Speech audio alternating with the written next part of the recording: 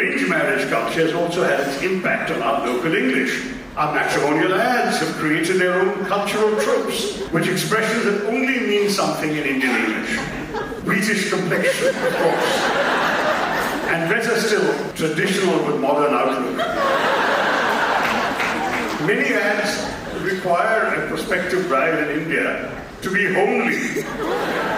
You know, in the West, homely means rather not good-looking. It means, unattractive, plain. But in India, of course, it means home-loving and a good housekeeper. And of course, the ads are also required to have passed out, not fainted or lost consciousness, as a Brit or an American might assume, but graduated from a convent school.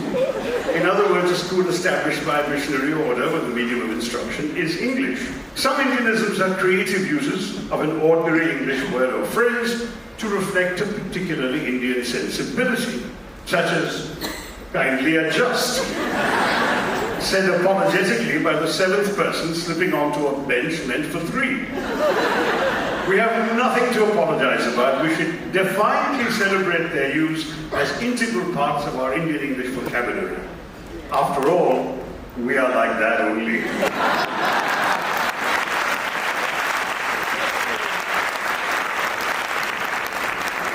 And if you don't like it, kindly adjust. Fantastic. You also write about words that don't exist in English, or and despite an exhaustive vocabulary, English is around 75,000 words. Yeah, there are. Scrabble allows something like 250,000 words. So there are an amazing number of words in the English language, far more than exist. So could you please illustrate with a few examples? What are those words that don't exist in English? And what does it take for a word to worm its way into English?